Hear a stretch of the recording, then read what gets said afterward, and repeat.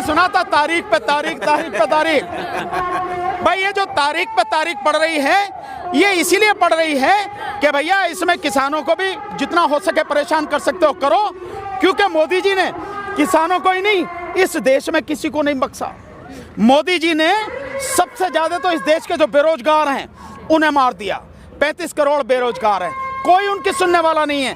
10-10 साल तक नौकरी के लिए पढ़ते रहते हैं, नौकरी निकलती है, कब निकलेगी पता नहीं, कब फार्म भरा जाएगा पता नहीं, फार्म भर गया तो ये पता नहीं कि एग्जाम कब होगा, एग्जाम हो गया तो ये पता नहीं रिजल्ट कब आएगा।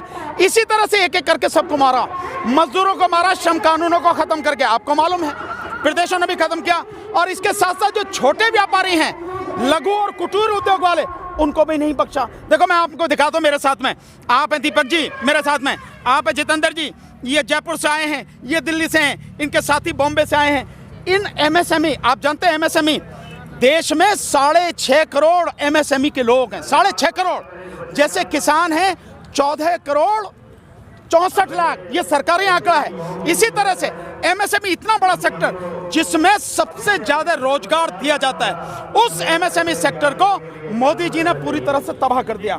इन लोगों को ना तो लोन मिल रहा, और लोन मिल गया है वो पटा नहीं पा रहे, तो 3 महीने में एनआईए इनका जो एनपीए हो जाता है, और एनपीए होने के बाद में 3 महीने में इनका जो मकान कुड़ुक, इनकी प्रॉपर्टी कुड़ुक, ये हाल कर रखा है। और ये बेचारे मारे मारे घूम रहे हैं। हम तो सोच रहे थे किसान ही हैं, लेकिन भैया किसानों के साथ ये एमएसएमई वाले जो, इनको भी पूरी तरह से सरकार ने तबाह कर दिया।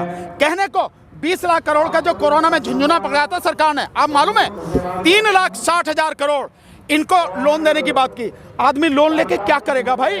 जो पहले ले रखा है पहले तो उसे पटावे, और जो सामान है, जब तक सामान खरीदने वाले नहीं होंगे तो बनेगा कहां से?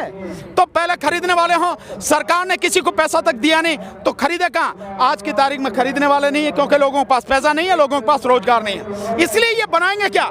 इसलिए एमएसएमई को तबाह कर दिया।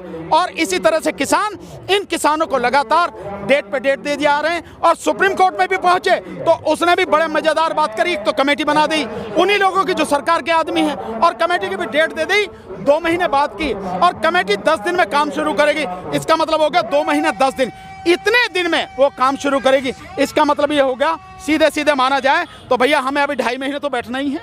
इसका यही मतलब हो गया ना, किसानों को 2.5 महीने तो लड़ाई करनी है ना। और ये वही सुप्रीम कोर्ट है जो सुप्रीम कोर्ट ये कहती है, वहाँ बूढ़े बैठे हैं, वहाँ बच्चे बैठे हैं, वहाँ महिलाएं बैठी हैं। अरे तुम्हें इतना दर्द है भैया, इतने आंसू छलका रहे हो, इसे 2 दिन में डिसाइड करके छुट्टी क्यों नहीं करते हो तुम? क्यों आप इसे लटका रहे हो? आपको जो काम करना वो करो ना। आप स्टे करके हमें क्या दे रहे हो? और आप देखेंगे बड़ा मजेदार काम है, जो कानून जो स्टे किया है उसमें 2 चीजें बड़ी मजेदार। उसमें ये कहा है ऑर्डर में कि ये कमेटी हमने अपने लिए बनाई है, और ये कमेटी हमें बताएगी कि भाई इनमें कौन सा प्रावधान हटाया जा सकता। इसका मतलब जो सरकार बात कर रही है संशोधन की, कोर्ट भी वही बात करे, तो क्या माना जाए? कोर्ट जो है सरकार की भाषा बोल रही है, यही हुआ ना इसका मतलब। हमें संशोधन की बात नहीं है, हमें ये तीनों कानून रिपील हो, यानी कि खत्म हो, और इसको कोर्ट को पूरा अधिकार है इन्हें नल एंड वॉइड डिक्लेयर करने का। आपने जस्टिस काटजू का बयान सुना है, जो फैजान मुस्तफा साहब के साथ में रिकॉर्डिंग है, वो पूरी वायरल हो रही है। आपको मालूम है जस्टिस काटजू ने बड़ा स्पष्ट कहा है कि कोर्ट का जो काम है उसे करे, राजनीति ना करे। कोर्ट का काम है इनकी कॉन्स्टिट्यूशनल वैलिडिटी जो है उसे देखे, इनकी संवैधानिक वैधता को देखे, और इनको डिसाइड करे कि क्या ये संवैधानिक हैं या नहीं है। ये काम करना है। लेकिन कोर्ट कुछ और ही कर रही है, कमेटी बना रही है, और कमेटी भी बना रही है उन्हीं लोगों की जो सरकार के आदमी, नाम भी उन्होंने दिया होंगे सरकार ने। एक भाग गया, 1 विकेट गिर गया उनका, यही है ना। इससे बड़ा अपमान क्या होगा? ये स्थिति देखने की। और इसमें एक और चीज है, आपको ध्यान होगा जब आप सिंघू बॉर्डर पर थे 12 तारीख को, आपने मेरे से सवाल पूछा था, इंटरव्यू मैंने आपको दिया था। मैंने एक बात कही थी, क्या इस स्टे के पीछे ये नियत तो नहीं है कि इस स्टे के बाद में गोदी मीडिया आवाज उठाएगा कि अब तो सब कुछ हो गया, किसानों की जीत हो गई, और अब क्या कर रहे हैं किसान? अब क्यों बैठे हैं वहाँ, रास्ता घेर के क्यों बैठे हैं? वो बात मैंने तब तक ऑर्डर नहीं पढ़ा था, आज मैंने ऑर्डर पढ़ा, बिल्कुल यही बात है। उस आदेश में लास्ट की जो लाइन है, करीब 8-10 लाइन, यही बात कही। उसमें कहा है, सुप्रीम कोर्ट कह रहा है, ऐसा आदेश मैंने जीवन में नहीं देखा। इस देश की सबसे निचली अदालत, उसका जो मजिस्ट्रेट है वो भी ऐसा आदेश पारित नहीं कर सकता जो देश की सबसे बड़ी अदालत ने कहा। वो कहती है अब तो किसानों की बहुत बड़ी जीत हो गई है, बड़ा अचीवमेंट है, ये अचीवमेंट बड़ा अचीवमेंट एक्स्ट्रा ऑर्डिनरी ऑर्डर है। और अब तो उन्हें अपने जो लोगों को, नेता जो हैं, किसान नेता, अपने साथियों को समझाना चाहिए भाई अब तो हम जीत गए हैं, चलो अब आगे उठो, यहाँ क्या कर रहे हो बैठ के। इसका मतलब मेरी वो बात सही थी, इस स्टे के बहाने इस आंदोलन को कमजोर करने की, आंदोलन को खत्म करने की साजिश है। और ये एक सुनहरा जाल है जो सुप्रीम कोर्ट के माध्यम से सरकार ने फैलाया है। यही सारी चीजें हैं। तो हम ये पहली, इसीलिए मैंने कहा था, लोग पता नहीं इस भाषा को कैसे कहते हैं, मैंने यही कहा था इस देश की कोर्ट खत्म हो गई, मर गई, सुप्रीम कोर्ट खत्म हो गई, उसका देहांत हो चुका है। अन्यथा वो न्याय करती, कानून की बात करती, संविधान की और संवैधानिक प्रक्रिया की बात करती, ये नहीं करती जो वो कर रही है। एक सवाल है मेरा, ये कहा गया है कि कानून के अमल पर रोक लगाई गई है। एक मतलब यह एक लोगों को एक झांसा देने की एक प्रक्रिया। कानून पर अमल और कानून का क्या मतलब है? दोनों एक ही बात है, इन दोनों में कोई अंतर नहीं है। केवल इसलिए कहा गया होगा इसको कि वो कोर्ट जो है, कोर्ट अगर इसको स्टे कर रही है तो कोर्ट को इसको बताना चाहिए क्यों स्टे कर रही है, और कानून को वो स्टे नहीं कर सकती, ऐसा भी कहा जाता है, ऐसा भी कुछ लोग कह रहे हैं। इसलिए ये भाषा के हम कानून को नहीं, कानून की प्रक्रिया। अबे कानून का क्या करोगे, प्रक्रिया का क्या करोगे? वो एक ही बात है।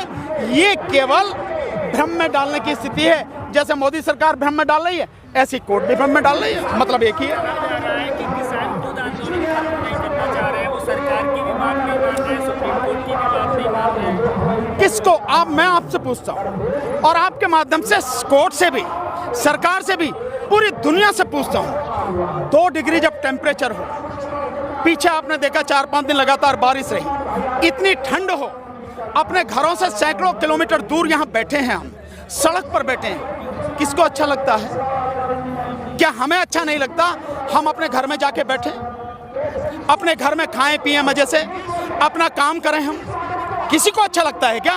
हम भी यही चाहते हैं। लेकिन जब आपने हमारे लिए कोई रास्ता नहीं छोड़ा, सारे रास्ते आपने बंद कर दिए और हमारी जिंदगी और मौत का जो है सवाल होने लगा है, फिर हम घर में क्यों बैठेंगे? हम संघर्ष करेंगे, हमारी मजबूरी है। हम यहाँ बैठे जो हैं, ये सरकार ने बिठा के रखा है। सरकार अगर चाहती तो हम तो रामलीला मैदान जा रहे थे, क्यों नहीं जाने दिया? क्यों रोका है हमें यहाँ? हम सिंघू बॉर्डर पे क्यों रुकते? हम टिकरी बॉर्डर पे क्यों रुकते? हमें राजस्थान बॉर्डर पे किसने रोक रखा? हमें नोएडा बॉर्डर पे किसने रोका? यहाँ गाजीपुर बॉर्डर पे किसने रोका? सरकार ने रोका है। हम तो नहीं रुके ना, हम तो सीधे साधे जा रहे थे रामलीला मैदान। और रामलीला मैदान किसी के बाप का नहीं है, न प्रधानमंत्री के पिताजी का, किसी का नहीं है ना, वो सभी का है। और सुप्रीम कोर्ट भी कहता है कि अगर आंदोलन करना तो रामलीला मैदान पे करो, वहीं तो जा रहे थे हम, क्यों रोका हमें यहाँ पे? इसका मतलब यह है कि चित्त भी मेरी, पट्ट भी मेरी, जो मन में आए तुम कर दो। ऐसा नहीं होता है, ऐसा नहीं होता है। आपको भी कुछ चीजें माननी पड़ेंगी। तो हम यहाँ बैठे हैं सरकार के कुकर्मों की वजह से, हम यहाँ बैठे हैं सरकार के तानाशाही भरे और अत्याचारपूर्ण रवैये की वजह से हम यहाँ बैठे हैं, अपनी खुशी से नहीं बैठे हैं। और हम जब तक बैठे रहेंगे, जब तक इन तीनों काले कानूनों को वापस नहीं करवा देंगे, सरकार वापस नहीं लेगी या कोर्ट खत्म नहीं करेगी और एमएसपी को कानूनी बनाएगी, तब तक हम जाने वाले नहीं। संघर्ष लगातार करते रहेंगे।